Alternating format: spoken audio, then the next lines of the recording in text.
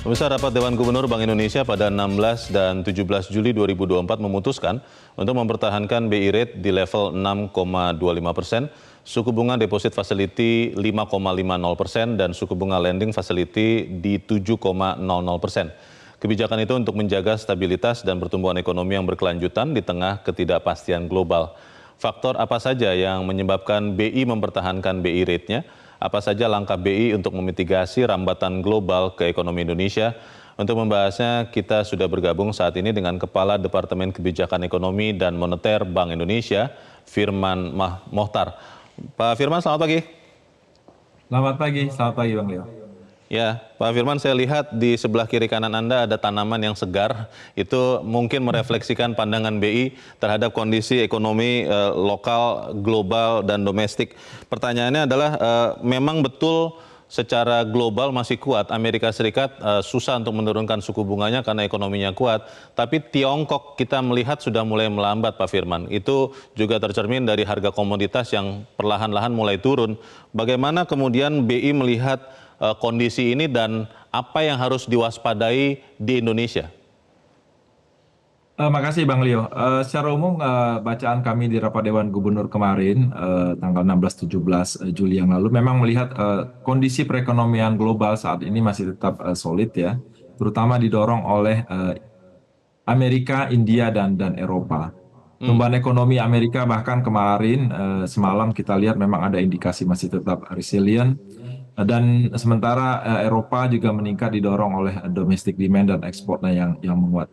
Kami melihat pertumbuhan ekonomi dunia saat ini akan tumbuh sekitar 3,2 di tahun 2024 ini dan berlanjut 3,2, kami revisi ke atas lagi untuk tahun 2025. Tentunya ini akan berdampak satu hal dari sisi bagaimana dampaknya terhadap neraca perdagangan kita. Ekspor kita bahkan kami melihat surplusnya kembali meningkat, pertumbuhannya semakin positif, dan ini memang kabar baik bagi kita karena dia akan bisa mendukung pertumbuhan ekonomi dan juga stabilitas sistem perekonomian secara nasional.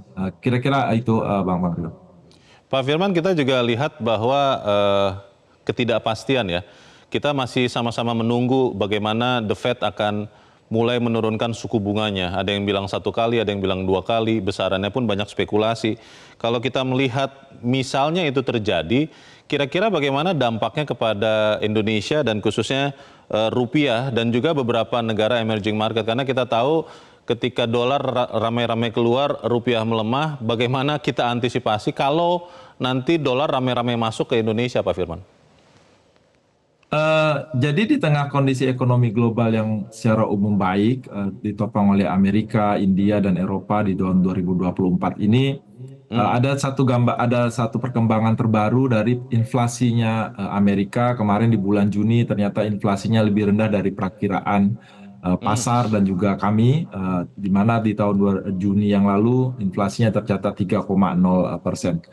Perkembangan inflasi yang di bawah perakiraan pasar ini kemudian menimbulkan dugaan bahwa Fed Fund Rate, suku bunga kebijakan The Fed ini akan bisa lebih cepat penurunannya. Timingnya akan lebih cepat, bahkan pasar memperkirakan akan dalam menurun sekitar mulai September yang akan datang.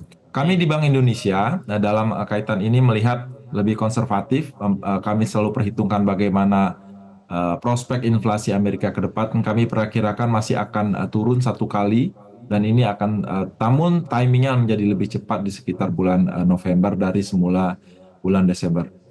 Itu satu gambaran positif dari bagaimana kita melihat Fed Fund Rate.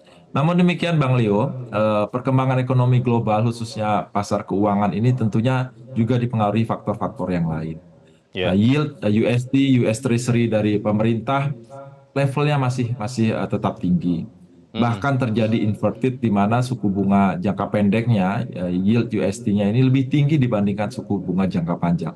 Perkembangan ini juga prospek ke depan terkait bagaimana ada dampak dari prospek financing, kebutuhan financing dari anggarannya pemerintah Amerika. Ini yang membuat yield USD masih tetap tinggi dan bisa berpengaruh terhadap ketidakpastian pasar keuangan global. Itu yang pertama. Yang kedua, ini terkait dengan bagaimana prospek dan perkembangan dari mata uang dolar itu sendiri.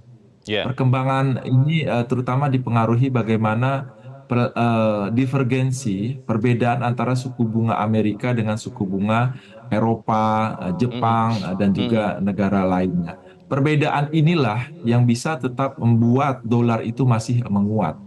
Perkembangan Mhm. terakhir memang masih sekitar 104, sementara yield USD masih sekitar 4,2.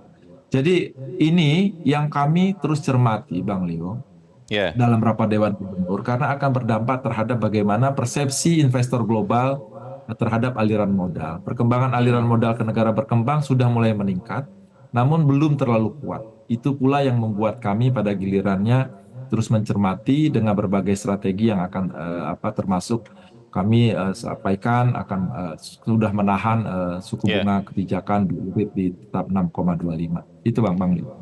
Pak Firman, kondisi ekonomi global, lalu juga kita kaitkan dengan geopolitik, itu tetap memunculkan ketidakpastian. Pertanyaan besarnya adalah bagaimana Indonesia bisa tetap mencapai target pertumbuhan ekonominya seperti yang ditargetkan, bagaimana Bank Indonesia melihat usaha-usaha atau kebijakan yang sudah diterapkan selama ini untuk tetap menjaga pertumbuhan, karena seperti suku bunga BI kan itu bisa menjadi buah si malakama kalau tidak di-adjust dengan tepat. Bagaimana Pak Firman?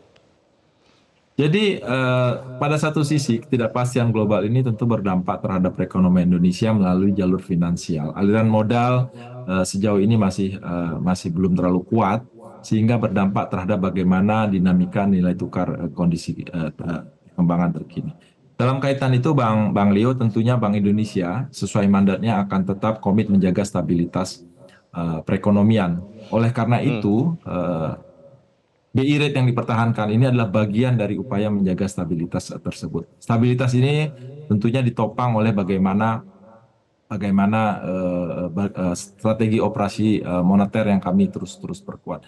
Tujuannya hanya satu, tujuannya hanya untuk menjaga stabilitas perekonomian. Menjaga stabilitas perekonomian ini menjadi penting, Bang Leo, karena Hmm. seperti disampaikan tadi, ini akan mendukung pertumbuhan ekonomi. Ada kepastian bagi pelaku ekonomi untuk terus melakukan kegiatan usaha. Hmm.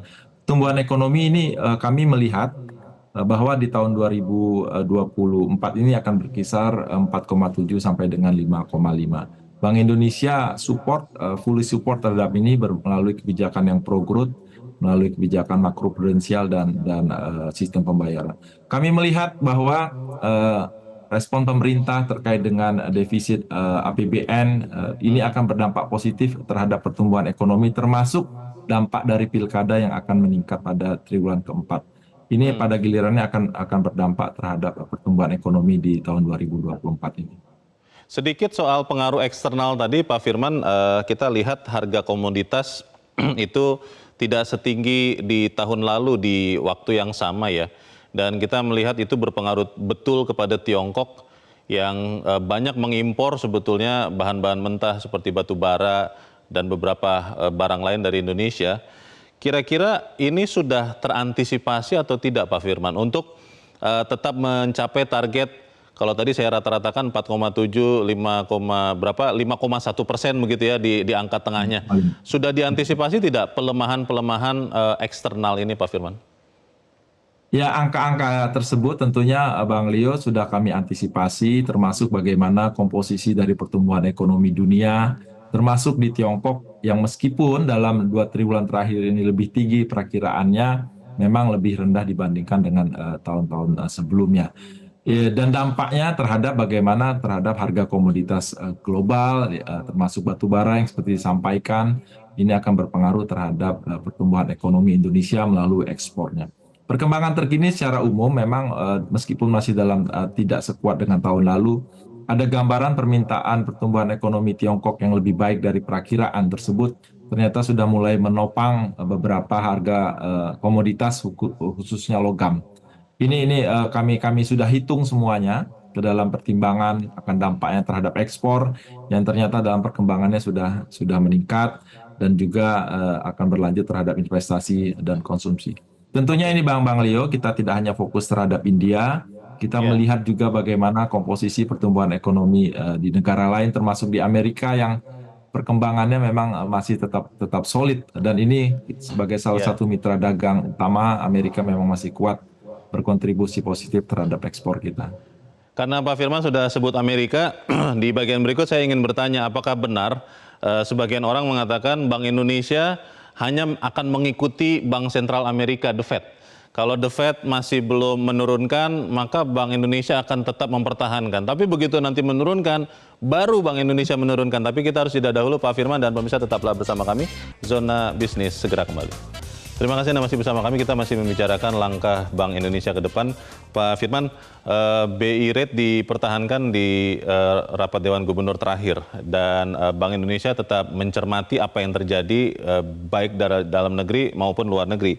Pertanyaannya adalah apakah memang langkah The Fed itu akan menjadi satu-satunya acuan bagi Bank Indonesia untuk menurunkan atau mengubah suku bunganya, atau ada faktor-faktor lain sebetulnya Pak Firman? Iya, jadi sesuai mandat bahwa Bank Indonesia itu salah satu mandatnya adalah menjaga stabilitas nilai rupiah. Nilai rupiah ini ada dua makna. Pertama, Mhm. inflasi, harga barang dan jasa, dan nilai tukar, harga relatif mata uang kita terhadap mata uang lain. Hmm. Nah, dalam perkembangannya, berbagai kebijakan yang kita respon tadi tentunya akan mengacu kepada kedua kondisi itu. Faktor-faktor apa saja yang berpengaruh terhadap dua kondisi tersebut? Untuk inflasi, kita lihat memang saat ini inflasi terjaga dengan baik dan berada pada kisaran di titik tengah kisaran inflasi kita. Mhm. Pada sisi lain yang lagi, ini adalah terkait dengan bagaimana dinamika nilai tukar tersebut yang dipengaruhi oleh kondisi global. Nah, ini yang menjadi timbangan-timbangan kami, Bang Leo. Fed Fund Rate ini hanya salah satu faktor yang berpengaruh. Kita tadi saya sampaikan bagaimana kita melihat kondisi global, ketidakpastian global terkait dengan yield USD. Jadi yield diferensial akan sangat berpengaruh. Kita melihat bagaimana tren dari penguatan mata uang dolar terhadap mata uang negara berkembang juga menjadi pertimbangan. Jadi Ya. timbangan-timbangan ini yang terus kami lakukan setiap bulan di rapat Dewan Gubernur dengan berbagai data untuk melihat bagaimana dampaknya dan kemudian respon apa yang kami. Sejauh ini memang masih kita pertahankan dulu nilai BI rate-nya, tapi tentunya akan disupport oleh dengan berbagai kebijakan strategi operasi moneter Hmm. dan didukung oleh kebijakan yang pro growth dari makro pro dan sistem pembayaran. Pertanyaannya, apakah kita akan mengikuti The Fed? Sekali lagi, semua faktor-faktor kami pertimbangkan, Bang Leo, bukan hanya The Fed, juga Ya. bagaimana kondisi domestik dan global, dukungan pertumbuhan ekonomi, dan semuanya datanya sifatnya data dependent. Kita akan terus pantau itu Bang Leo, dan bukan hanya terhadap Fed Fund Rate.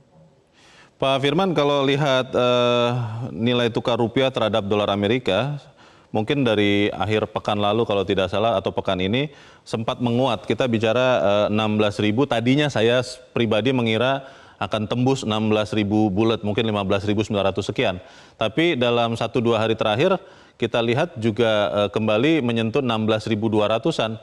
Sebetulnya bagaimana Bank Indonesia melihat fluktuasi nilai tukar rupiah ini juga terkait dengan suku bunga baik Amerika maupun Bank Indonesia, Pak Firman? Kami secara umum Bang Leo, secara fundamental menilai rupiah itu ke depan akan berada dalam tetap stabil dengan kecenderungan menguat. Hmm. Mengapa ini dengan kecenderungan menguat? Tentunya dipengaruhi oleh kondisi perekonomian global. Kami berharap, kami memperkirakan sejalan dengan The Fed yang makin melonggarkan, ini akan berpengaruh terhadap aliran modal masuk ke dalam negeri. Di samping Ya. berbagai arah kebijakan kami yang tetap komit menjaga stabilitas nilai tukar rupiah, plus kondisi domestik kita yang secara umum memang baik, inflasi rendah, pertumbuhan ekonomi tetap terjaga tadi, dan Hmm. berbagai kegiatan prospek lainnya. Nah, bagaimana perkembangan jangka pendek? Namanya juga pasar. Pasar bisa melihat kondisi ini sangat-sangat berfluktuatif. Disitulah Oke. peran kami untuk menjaga nilai tukar agar tetap stabil, tidak volatile, dan masuklah dalam kaitan dengan intervensi yang kami tempuh melalui intervensi di pasar spot, di SPN, Ya. di pasar sekunder, dan di Ya. BNDF. Plus ditambah lagi operasi moneter melalui pro market, melalui SRBI ini. Jadi kami melihat bahwa pergerakan-pergerakan ini memang sifatnya jangka pendek, untuk itulah kami ada di pasar, sehingga Hmm. tetap mengarahkan rupiah ke depan, tetap dalam kecenderungan menguat, sebagaimana faktor-faktor fundamental yang kami nilai dari neraca pembayarannya yang tetap baik. Pak Firman, BI sebagai salah satu anggota Komite Stabilitas Sistem Keuangan tentunya harus bekerja dengan baik, kolaborasinya harus mantap dengan pemerintah dan OJK juga, mungkin LPS juga, untuk memitigasi ya dampak dari ketidakpastian global. Seperti apa Bank Indonesia melihat kerjasama ini, Pak Firman? Ini koordinasinya sangat kuat, Bang Leo. Berbagai kebijakan yang kami tempuh selalu kami komunikasikan sehingga terdapat konvergensi yang pandangan yang sama terhadap upaya kita menjaga stabilitas yang pada gilirannya akan menjaga bukan hanya stabilitas harga tetapi juga stabilitas sistem keuangan dan pertumbuhan ekonomi. Berbagai input juga kami terima dan kami juga koordinasikan dengan baik untuk mencapai sinergi Iya. yang lebih kuat. Sedikit terakhir Pak Firman, singkat saja. Kita bicara soal beberapa transisi pemerintahan. Amerika Serikat tidak lama lagi, lalu di Indonesia pun ada tidak lama lagi. Bank Indonesia sudah juga mengharmoniskan ya Pak soal transisi ini kepada target yang ditugaskan kepada Bank Sentral. Berbagai dalam diskusi kami ikut dalam rapat pembahasan anggaran 2025. Tentunya ini bagian dari harmonisasi kami melihat prospek perekonomian ke depan. Berbagai asumsi juga sudah kita koordinasikan sehingga sudah didapat asumsi yang rentang asumsi yang sudah dibahas dalam Badan Anggaran dan juga Komisi 11. Dan ini juga sudah dalam rentang berbagai policy respon yang sudah akan kami lakukan ke depan untuk menjaga, sekali lagi ini bagian dari sinergi, menjaga stabilitas, mendorong pertumbuhan ekonomi di tengah ketidakstabilan pasar keuangan global. Terima kasih untuk pencerahan yang Anda berikan, Kepala Departemen Kebijakan Ekonomi dan Moneter Bank Indonesia, Firman Mohtar. Terima kasih Pak Firman, selamat pagi. Jelajahi cara baru mendapatkan informasi. Download Metro TV Extend sekarang.